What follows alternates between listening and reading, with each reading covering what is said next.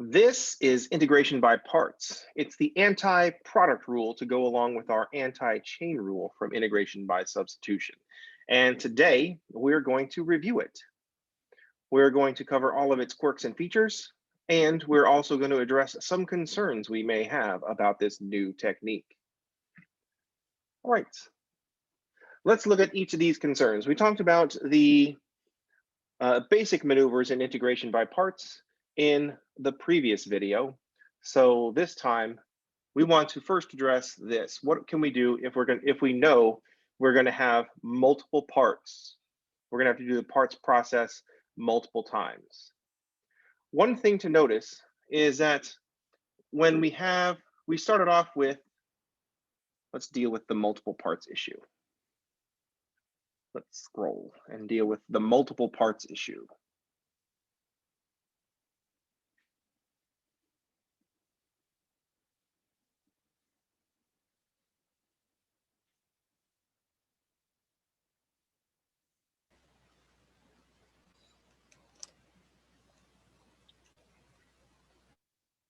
So first we're going to deal with the multiple parts thing. Notice that yesterday we did the integral x squared e to the 2x dx. And we started off with saying that u is x squared. And the dv was an e to the 2x dx. That was a choice that we had to make. And that raised an important question. How do we decide which is going to be which? But that's coming later. So the first thing we do is we take du, and du was 2x dx, and we also found v by integrating. So the integral of e to the 2x is 1/2 e to the 2x. Notice that in the next iteration of parts, the next time we came along to do parts, this is where we started. So this x and the e to the 2x, this is where parts started the second time around.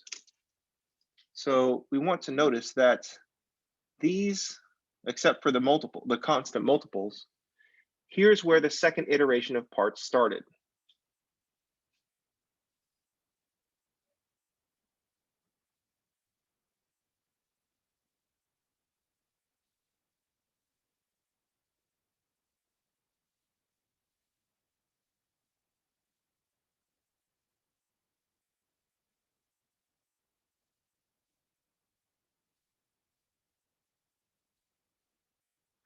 So these two factors were the starting point for the next iteration of the parts formula. We started off with u is equal to x, and dv was an e to the 2x. So what we can do is recognize that we're going to make the same choice for u and v, or sorry, u and dv. So the next time around, we just said u is equal to 2x, and dv is equal to 1/2 e to the 2x. We didn't have the constants the second time around because they had canceled out, but this is still pretty much where we started off.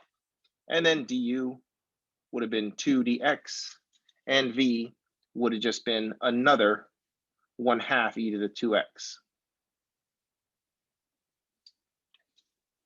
We want to leverage this repetition.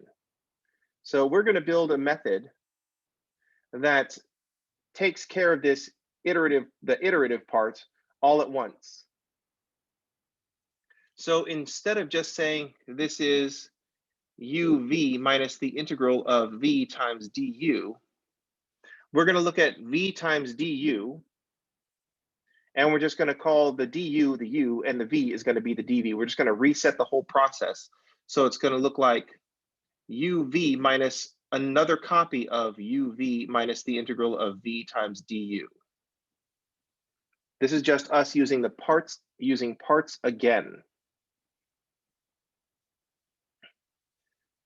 If I start subscripting these, if this is like u1 and v1, and this is v1 and du1, then this is still U1 and V1, but now I realign this to be, I say U2 is DU1 and DV2 is just V1.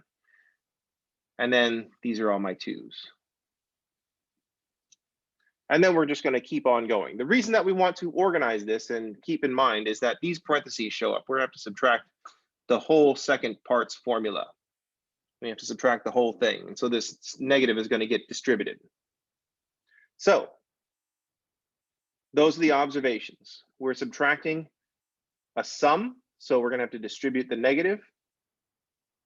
And also the starting point for the second use of parts was the ending point for the first use of parts.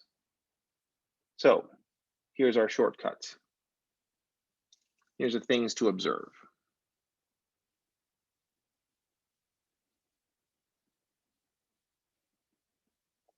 Let's check out the things to observe.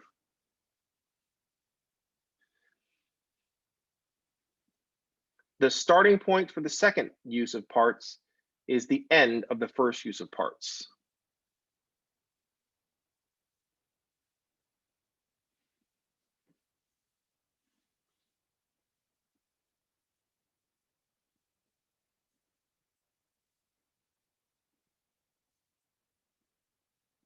And also, we're subtracting a sum.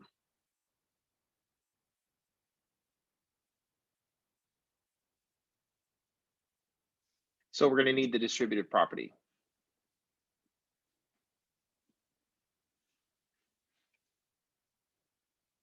So let's summarize this into our shortcut. And I'm going to use the same problem. Let's summarize this in our shortcut.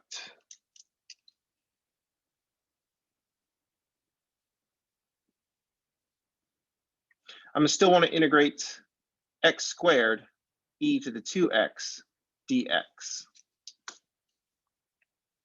We're also going to get to point out when this is going to work.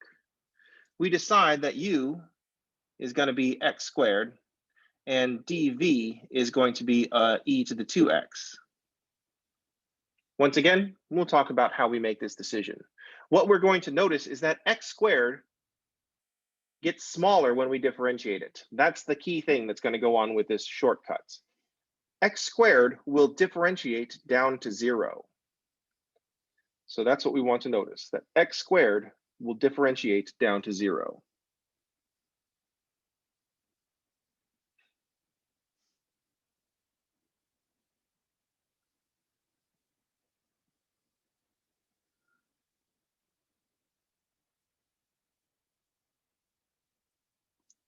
And so that's what we're going to do. We're going to use parts, and our derivative part is going to differentiate down to 0.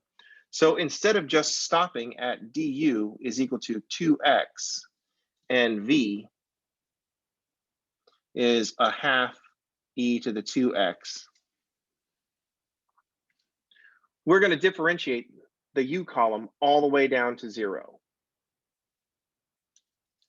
So I'm going to do another one where it goes to 2, and the next derivative is 0. So we'll differentiate u all the way down to 0. For each derivative, find an antiderivative in the dv column. So the next one will be a 1/4 e to the 2x, and the one after that will be a 1/8 e to the 2x. For each derivative, including the 0, find an antiderivative in the dv column.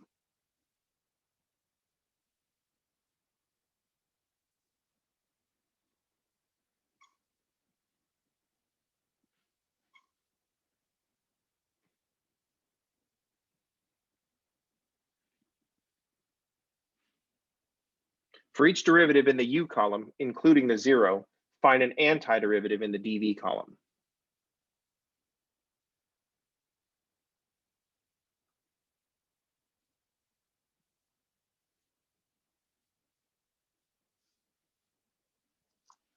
And then we're going to write down products of uv all the way down.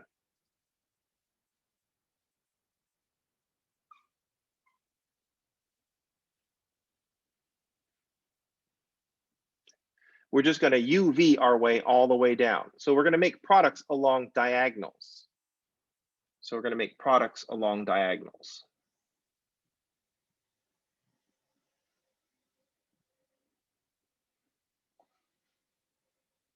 So the x squared times 1/2 e to the 2x, then 2x times 1/4 e to the 2x, and 2 times 1/8 e to the 2x. So my first term will be a 1/2 e to the 2x times x squared. So I'll have a 1/2 e to the 2x times x squared.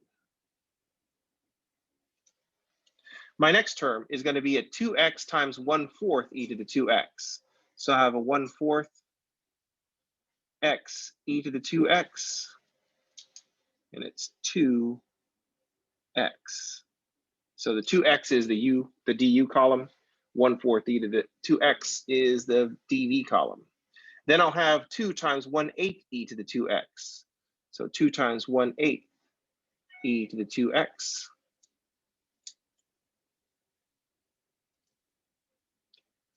So that's the first thing. We make UV products all the way down. That's making products along the diagonals. The signs, we alternate, keep the sign, change the sign, keep the sign, change the sign. We don't alternate the signs necessarily. We alternate, keep the sign, change the sign, keep the sign, change the sign. Alternate, keep the sign, and change the sign. So we start off with a keep the sign, and the first term is naturally positive, so it stays positive. The second term is a change the sign. It's naturally positive, so we make it negative. The third term is a keep the sign, and it's naturally positive, so it stays positive. This alternating keep the sign, change the sign is because we are using the distributive property.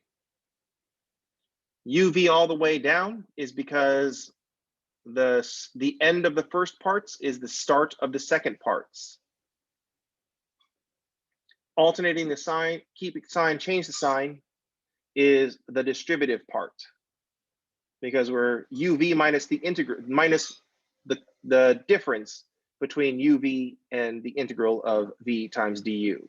So that minus is going to get distributed as we go through the process. I have a question. Yes. Why did you keep integrating dv instead of just doing it once? Because we recognize with this x squared, we saw in the example yesterday, if we integrate x squared e to the 2x, the secondary integral is going to be integration by parts. And it's going to start with an x and an e to the 2x. So we're going to constant times a 1/2 e to the 2x again. We see that we're going to do parts, and we're trying to do all the parts at once.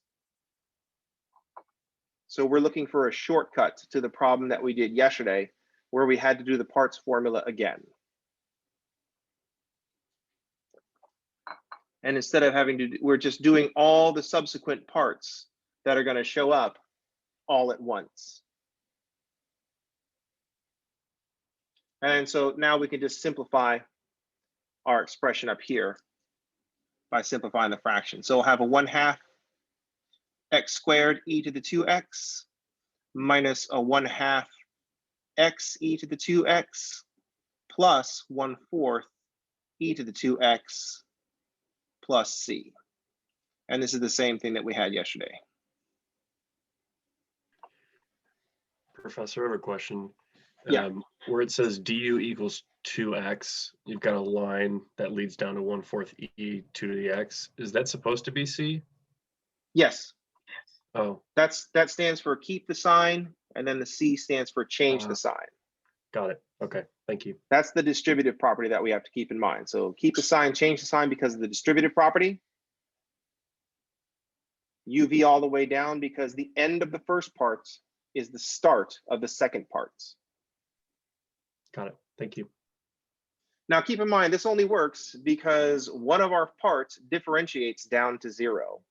If this had been a square root of x, then this is right off the table, because the square root of x will not stop at 0. This is a very niche multiple parts thing. But at this point in your mathematical career, we're just trying to get used to things. And so we like to plug in a polynomial, something that'll differentiate down to 0. Let's look at another example. We're going to do the same thing.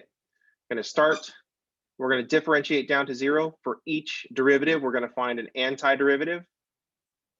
And then we're going to make products along these diagonals. We're going to make all the UVs. Then we're going to alternate the signs. Keep the sign, change the sign, keep the sign, change the sign. So let's look at another example.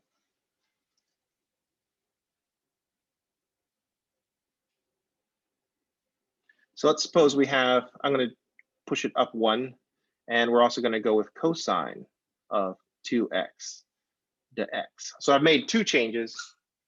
I've switched from an e to the x to a cosine of x, and I've gone from an x squared to an x cubed. Starts off the same way. We're going to make du, just u equal to x cubed. We're going to notice that x cubed will differentiate down to 0. We're going to set up the dv to be the other factor, cosine of 2x. In the u column, since this will differentiate down to 0, we differentiate it down to 0. So the first du will be 3x squared, and then the first v will be a 1/2 sine of 2x.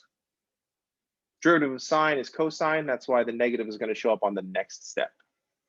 So at this point, we realize that we're in a multiple parts scenario. This 3x squared, we're going to have to wait until this differentiates down to a constant. So let's take it one step further and take this all the way down to 0. So the next derivative is going to be 6x. The next integral will be a negative 1/4 cosine of 2x. The next derivative will be just a plain old 6. The next integral will be a negative 1/8 sine of 2x. The next derivative will be 0. That's our last derivative. So our last integral will be a positive 1/16 cosine of 2x.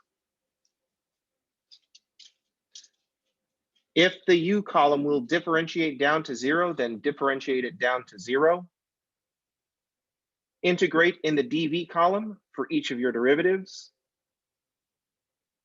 The next step is to make factors uv all the way down.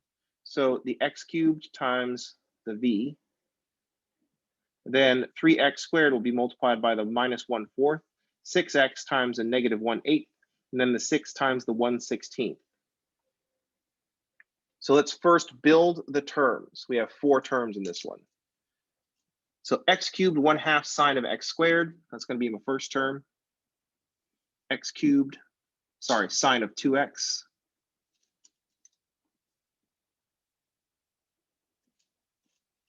My next term is going to be 3x squared times a minus 1/4 cosine. So it's going to be minus 1/4 3x squared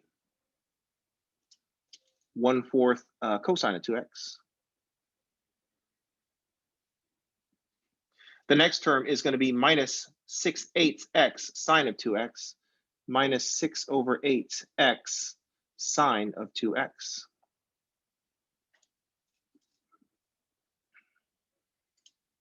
And then the last term will be plus 16, well, it's not going to stay plus, but not necessarily going to stay plus. So 6/16 cosine of 2x. So 6/16 cosine 2x.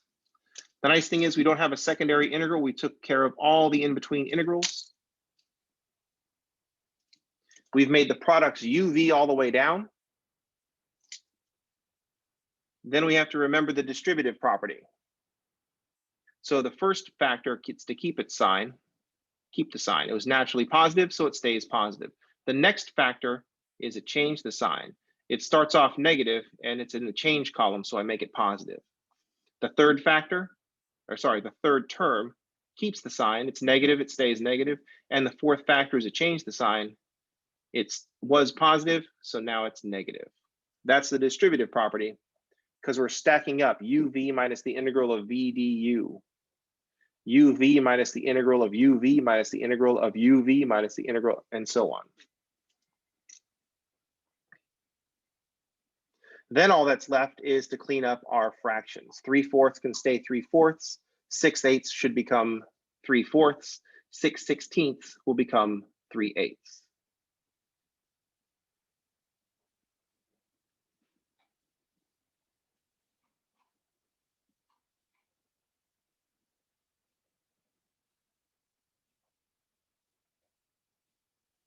So this is a niche shortcut for when what you pick to be u will differentiate down to 0.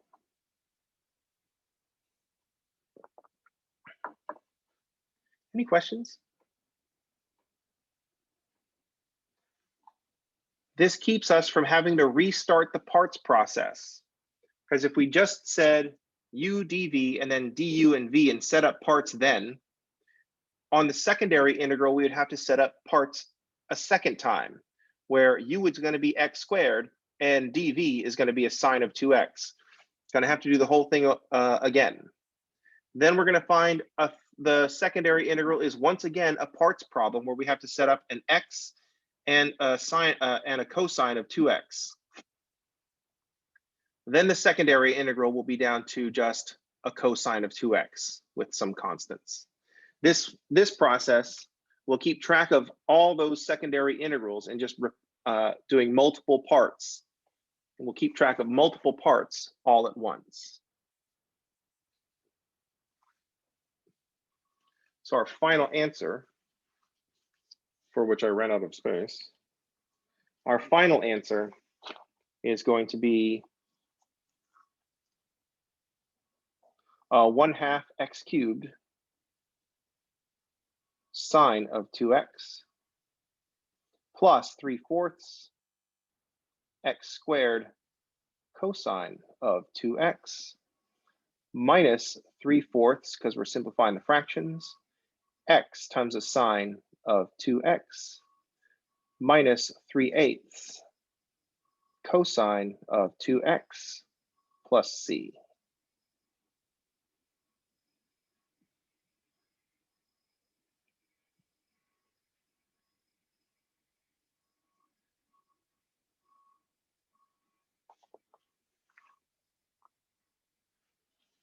And that has all the parts that we want.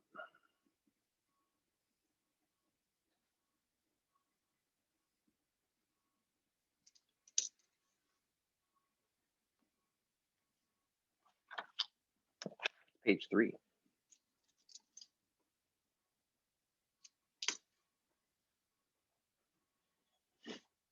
So that is a niche problem.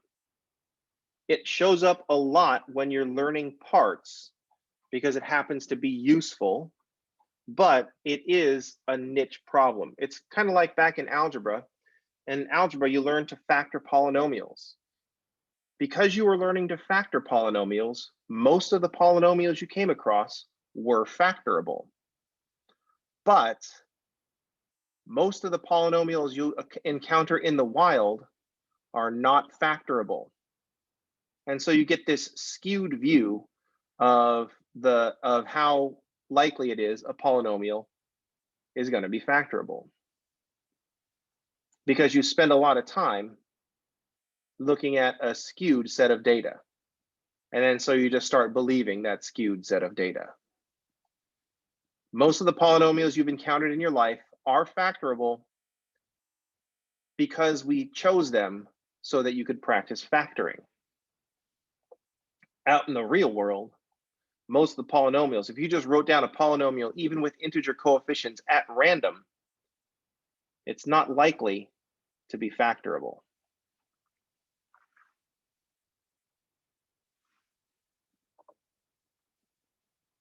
So this parts thing it only works if one of your factors is a polynomial with all integer. So, well, polynomials always have integer coefficients. That's number one. How can we deal? One way we can deal with multiple parts. This is the differentiate down to 0. Sometimes this is referred to as a shoestring method, but when I draw it, I only put the lines going in one direction, because the way I put the factors together is UV all the way down, because I don't like lines everywhere. I also like to label keep the sign, change the sign all the way down. So it's messy if I start putting the strings going this way. And really it just kind of makes a Shazam lightning bolt. So it's not a shoestring at all.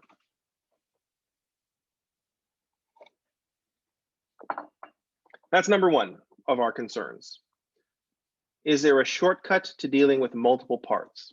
The nice thing about this one is that it's optional. If you just want to keep setting up parts, that's a totally good exercise. The more you do that, the more likely you will be to go and just start trying to do the shortcut. Which is why I tend to hesitate using the shortcut. But the problem is, a lot of you will go to the YouTubes and I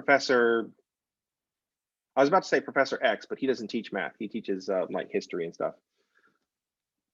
You'll go to the YouTubes and the YouTubes will show you this method and you're just like, oh man, why isn't Leach showing us that? And my usual response would be like, oh, because you weren't ready to see it.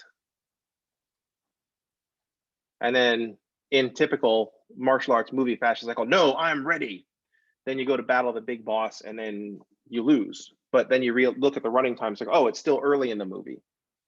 So I'm supposed to lose to the big boss at this point.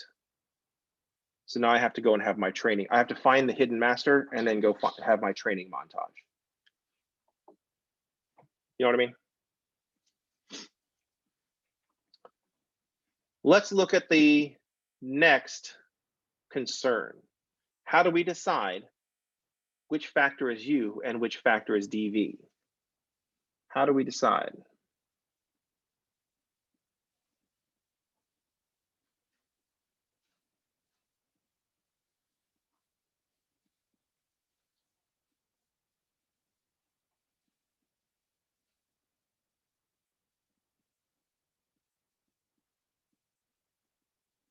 This is an important concern.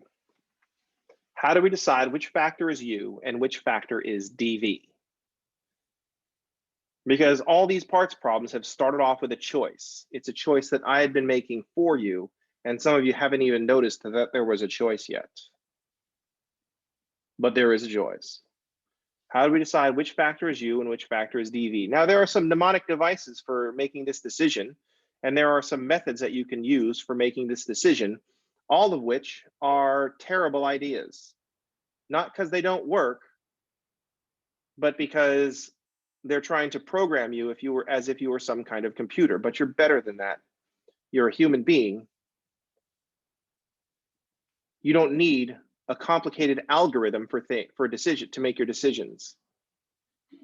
You need experience to make your decisions, which is the same technique that we use when we're trying to train an AI, which is probably why we thought it would work. Like I would do this to somebody. Just kidding, I used to totally do this to people. So you can do that, or you can use Leach's method for deciding on what's DV. DV is the one you can integrate, that's it.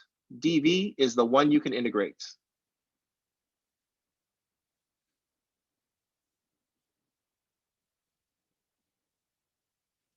That's it. Experience will get you the rest of the way. DV is the one you can integrate.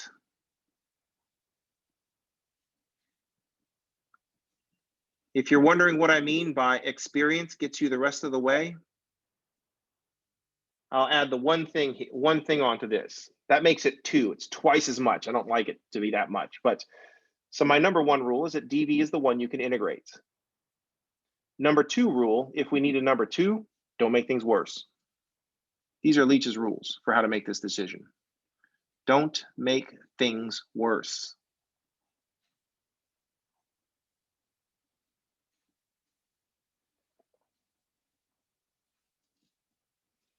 DV is the one you can integrate, and don't make things worse. Let's look at the classic example of DV is the one that you can integrate. Let's suppose I wanted to integrate x cubed.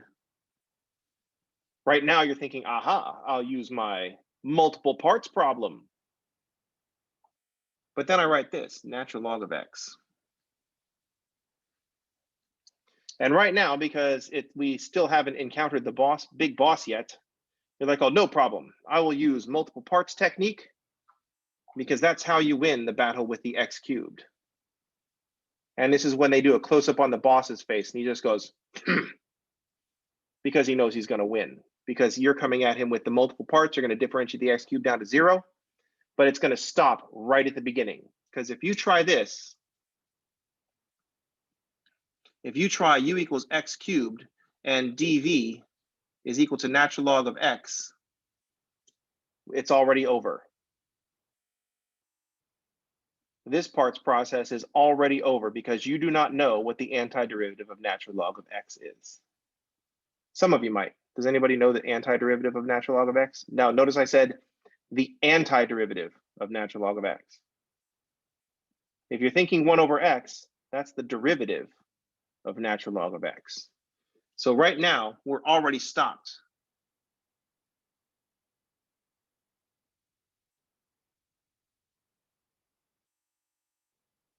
So right now we're like, uh-oh, we just realized that we're in over our head. So we failed to notice the one rule from the hidden master who said dv is the one that you can integrate. You picked the one and you didn't know the integral. You just looked at some form and assumed things would go the way that you wanted them to go, but it did not work that way. Fortunately, we said u is x cubed and dv is natural log of x, and you were all thinking, what about 1 over x? That's what's related to natural log of x in this integration differentiation process. So just switch them. This is the easiest first thing to do if your integration by parts doesn't work out. Switch your parts. So since we don't know the antiderivative of natural log of x yet,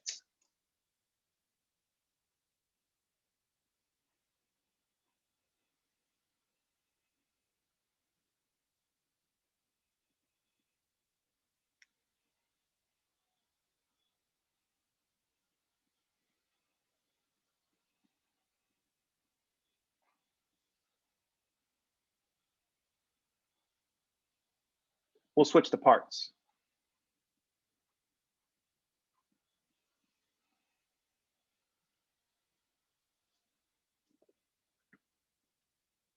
So this is not how we're going to distribute these parts.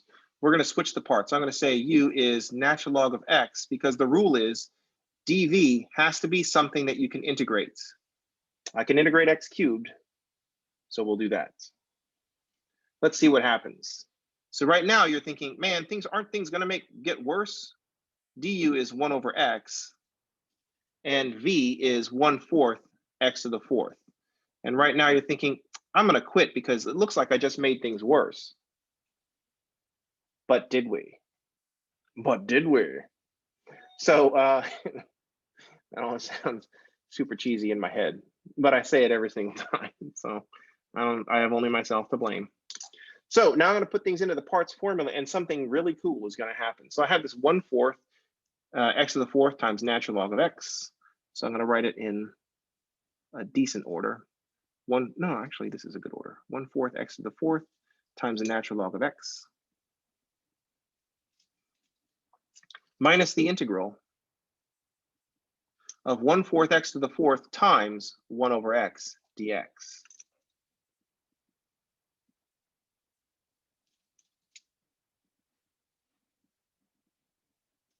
And here is where the cool thing happens. It starts to look like we're going to make things worse because we went from a 3 to a 4 and there's an x to the 4th, but our natural log of x derivative is a 1 over x, and we can simplify this expression.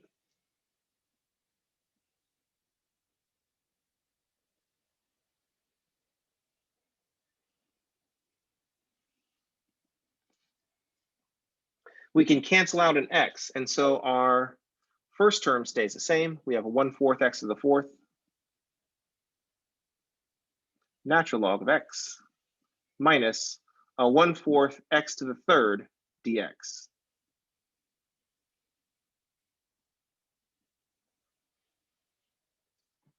Canceling out an x has simplified our secondary integral. So even though it initially looked like we made things worse because our exponents went up, this 1/x dropped our exponent back down. And so now we can integrate our secondary integral. And we have a 1/4 x to the fourth natural log of x minus 1/16 x to the fourth plus c.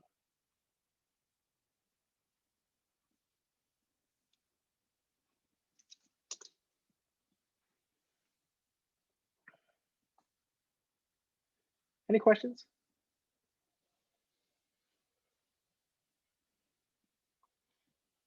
In storytelling, this is called a Karate Kid progression. You just learned in the first movie the x to the third technique, and you can differentiate all the way down. But in the second movie, as soon as you try that in the second movie, that didn't work. So you have to switch things around and use the new technique that you learned in this movie. I don't think historically this is known as the Karate Kid progression, but if I write this textbook, I'm going to refer to this as the Karate Kid progression, which is why my textbook will never get published, because I'd refuse to take that out. Any questions?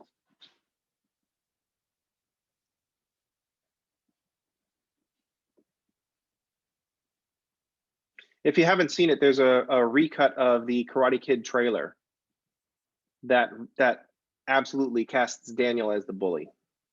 It's pretty cool.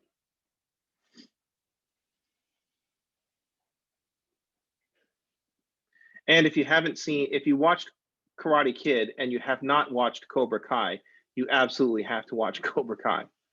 It is really well done, and it is an excellent show. Any questions? I think really when it comes down to it, in the original Karate Kid film, everybody is kind of a jerk. So there's no question the Cobra Kai kids are bad kids, but I mean, Daniel does not deal with it in really. He dealt with it in a very 80s way, which is to say, he dealt with it in a very toxic way. So there are probably better ways to do this. And I'd be really curious to see if how teenagers, either in high school or freshly out of high school, would react to the original Karate Kid. Because I'm not really familiar with what being a teenager is in 2021. I'm just kind of glad that I'm not a teenager in 2021. So there's a lot of movies that people my age, late 40s, pushing 50, are going to have a lot of nostalgia over that do not hold up, and we just kind of like la la la la. Let's not pay attention to that. Let's just remember that they were, but they're really bad, and the people that we were cheering for in those movies are awful people. Anyway.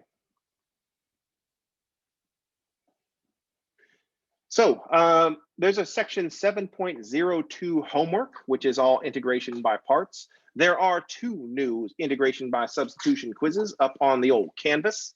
So check those out. Practice your integration by parts. If you get stuck on an integration by parts problem, and these are all techniques. These are all techniques that you're learning.